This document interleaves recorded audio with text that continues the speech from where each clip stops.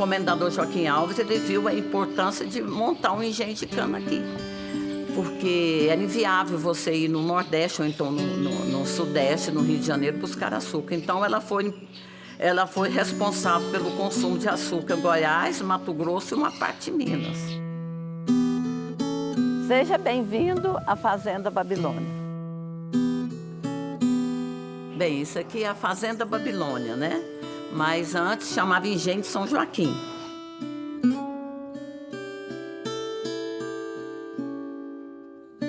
E como o meu bisavô comprou isso aqui e veio morar, em 1864, ela mantém ainda 70% original do que restou.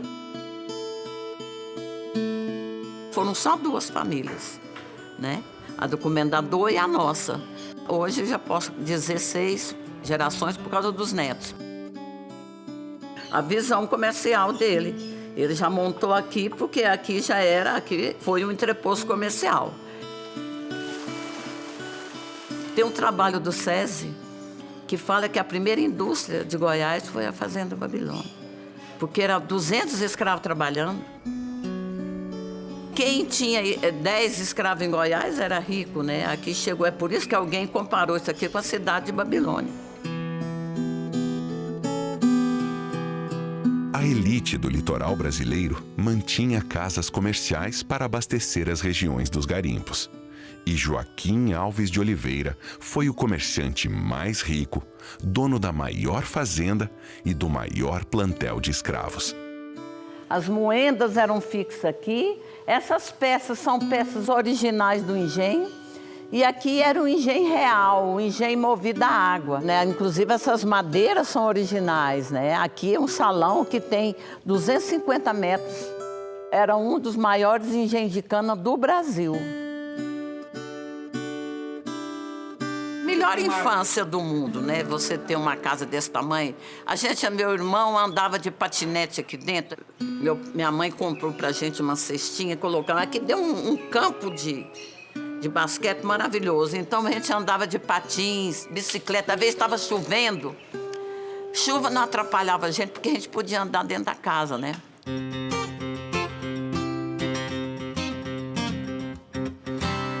A fartura, né? Minha mãe fazia cachetadas de goiabada, porque fazenda é o dia inteiro comendo, né? Você come o dia todo, né? Porque tudo você tem que produzir, né? Bem, o sino, ele existe um código, né? E existe vários códigos. Morreu um homem, morreu uma mulher. Uma vez que não havia comunicação, não havia rádio, então o meio de falar com as pessoas era através do sino. Então eu vou bater. Um que eu ouvia sempre, que é para ir à missa. Toda manhã a gente ouvia esse sino.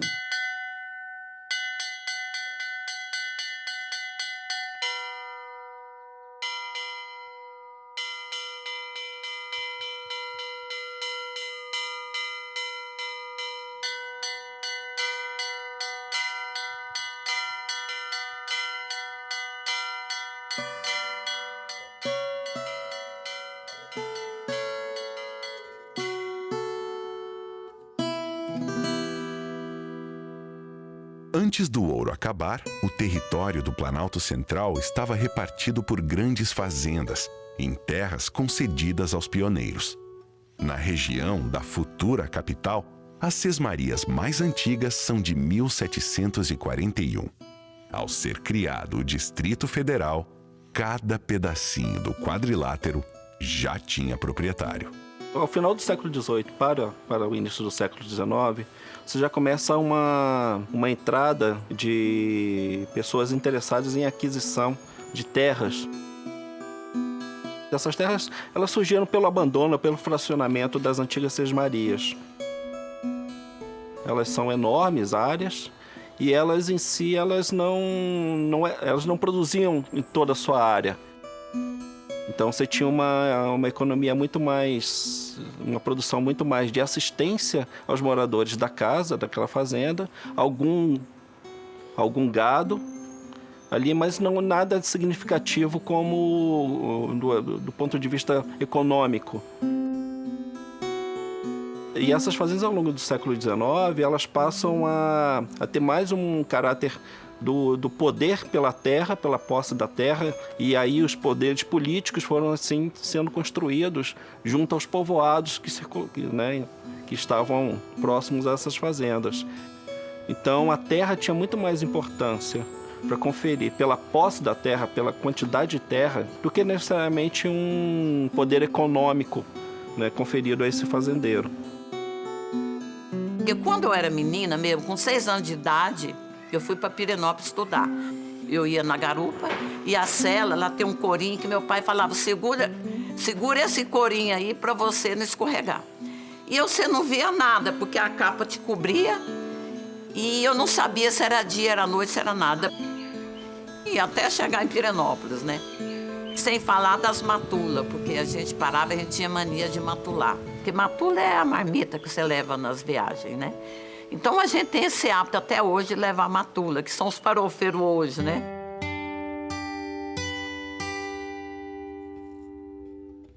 Por quê? Porque aqui tem galinha solta, tem cocá, tem pavão, tem sapo, tem lagartixa, gaieiro. E um bicho come o outro, né, gente?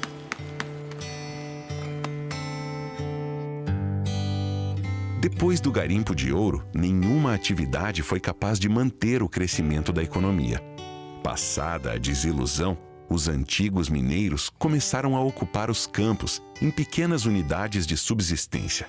Por 2 séculos, a agropecuária se manteve como única atividade econômica local, mas assegurou a existência do Brasil Central. Ao final do século XIX, essas fazendas elas não tinham uma produção significativa em termos de comércios, não mantinham uma constante produção para abastecer mercados, nem no interior de Goiás, quanto nem fora.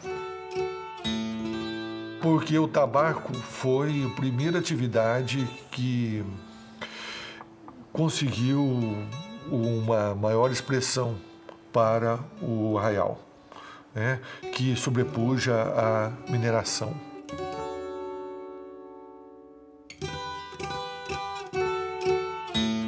A cana-de-açúcar vai dar uma produção grande e ela vai ser ao longo do século XIX, chega no XX e existe até hoje, ao contrário do tabaco. Segundo o escritor goiano Paulo Bertrand, a região ficou isolada e sem circulação de moeda. Em 1804, apenas 2 gêneros eram exportados: o fumo de rolo de Pirenópolis e Corumbá de Goiás e a marmelada de Santa Luzia, cuja exportação foi de 3.000 quilos, boa parte produzida na comunidade quilombola de Mesquita.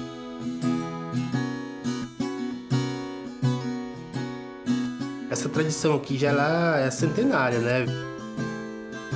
Eu mesmo já estou aqui na 4ª geração, junto com meu pai João Antônio, produtores. Meu avô tinha o pomar, tinha o meu avô Dito. Inclusive lá no casarão, lá, os pés de marmelo tem hoje lá. A produção é simples, é a poda que é feita, aí logo vem a floragem, porém a colheita dele só vem só em janeiro. E ela é também uma fruta de estação, é uma vez por ano. A gente pega o marmelo, a fruta, no caso cozinha, tritura, né, transforma ele em polpa. E nesse período a gente já tem um tacho, que está logo aqui atrás, aqui, o tacho com a água fervendo, que é só com a água e o açúcar. Aí assim, quando ele vai dando ponto de push, que é aquele ponto durinho, aí sim já está apto para colocar a polpa. Aí ele se transforma nesse maravilhoso doce. Marca nossa aqui do Quilombo Mesquita, de Lusiânia, uma marca registrada. Era rapadura, açúcar de forma, muita farinha, o café era torrado aqui, a casa era desse jeito, assim, mas era de telha de barro. É, aquela telha antiga. Minha avó fazia, era tutu de feijão. Ah, eu sou muito jovem. Eu sou nascida aqui, porque a minha mãe ficou com esse pedaço de terra, né? Que ainda, quando ele era vivo, ele mandou medir a terra e entregou para ela. A minha mãe não queria vender e nem sair daqui e ir para a cidade. Ah, eu tô aqui do lado da minha mãe, né? Se eu sair, ela desmorona.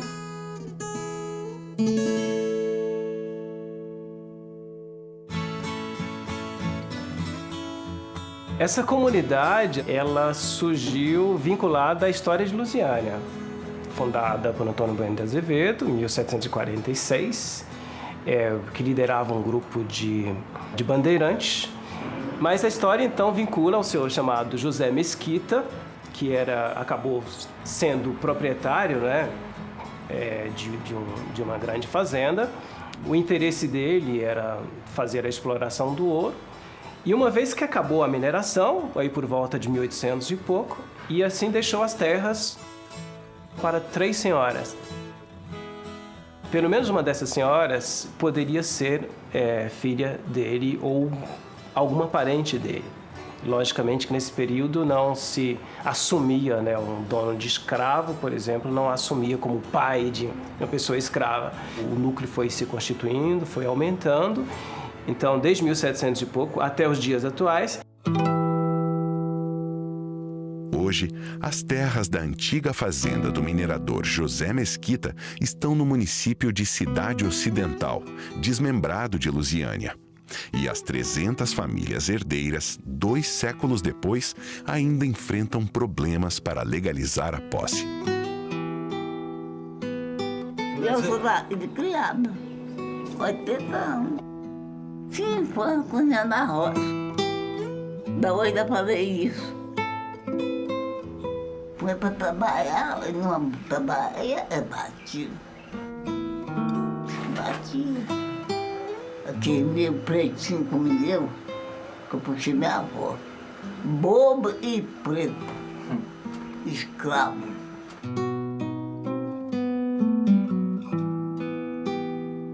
Aquele pobrezinho não era para comer nada bom, não. Quando comia, diz que era resto. Ia virar pesada. Fazer arroz, feijão, panela, aí eu meus pés ainda. Fava, carajé, por comer muito. Moía a cana dos caçadores. Para moer, para beber café de manhã, para arroz no pé, para torrar, para poder socar num pilão. Se quiser roupa, não tinha nem roupa de cama.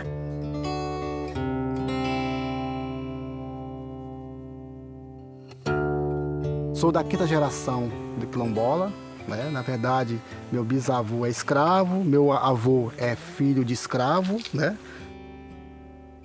Eu praticamente aqui de boa, aqui na minha casa, tranquilo. No dia de domingo, chegou o oficial de justiça com ordem de despejo, porque disse que eu tinha 15 dias para poder. Eu saí. Eu falei, mas como eu vou para onde, meu pai? Minha vida toda foi aqui. Construí família aqui. Para onde eu vou? Se eu estou na terra, porque foi meu avô que doou. Ele mediu com as próprias mãos. Meu pai recusou que não ia assinar papel em branco no meio das estradas, que assinaria perante o juiz um advogado. E nisso eu falei, então vou entrar em ação contra o senhor. Então eu fico de pés e mãos atadas. Como meu primo disse, nós somos da 5ª geração de escravos, né? Eu nasci aqui, nessa fazenda, Água Quente. Inclusive tem o resto da casa ali até hoje, onde eu nasci. E agora estão alegando que essa terra aqui não nos pertence e quer nos tirar daqui. Porque somos de uma classe, né, inferior, tal, não sei.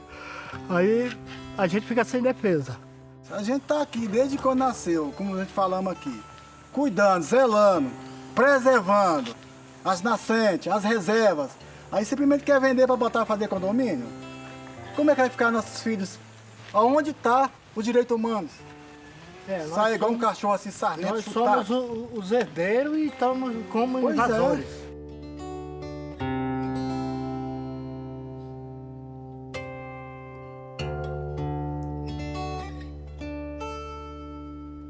As pessoas que tiveram que lutar anteriormente para dizer que elas eram humanas e que elas não aceitavam ser escravizadas, são as mesmas que lutam hoje para dizer, olha, nós somos pessoas, nós nos assumimos aqui, nós temos direito à nossa terra, nós vamos lutar por ela. Junto com os índios, europeus e mestiços brasileiros, o negro está na base da formação social do Planalto Central. Por décadas escravizados, sofreram nos garimpos, na construção de prédios, casas e estradas. trabalharam nas fazendas das famílias mais abastadas e ajudaram a construir um patrimônio arquitetônico e histórico do Distrito Federal. Essas casas são importantíssimas. Esse registro patrimonial, arquitetônico, vernacular, ele conta a história da ocupação no século XVIII e XIX nesse território.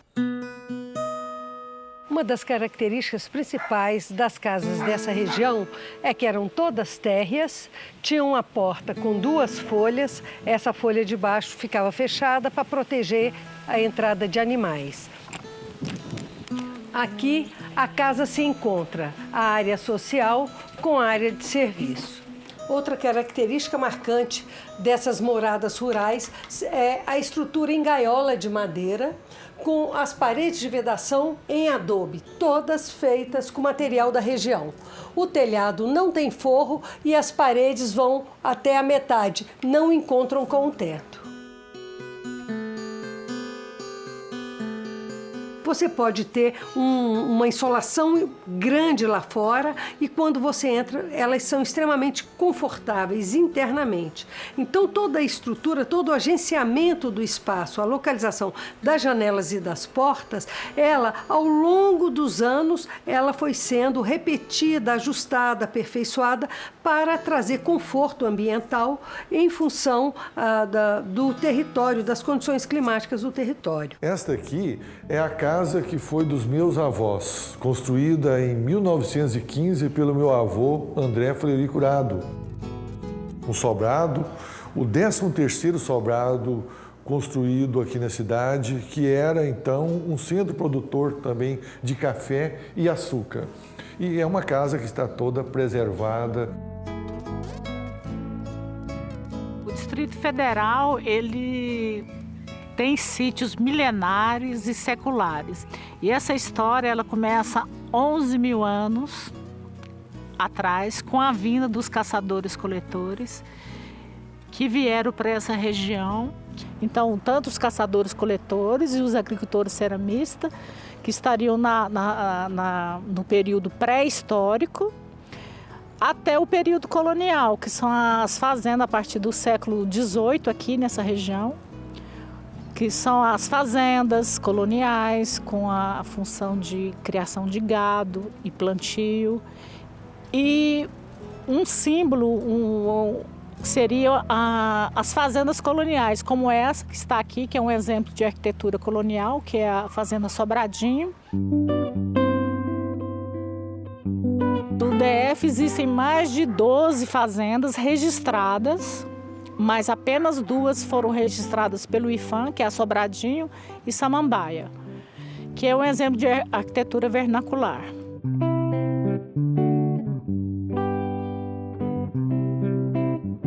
É uma arquitetura vernacular representativa dessa arquitetura goiana dos últimos 200 anos.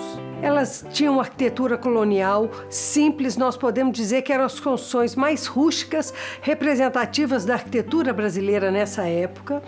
As fazendas, elas tinham um núcleo principal que ficava numa parte plana.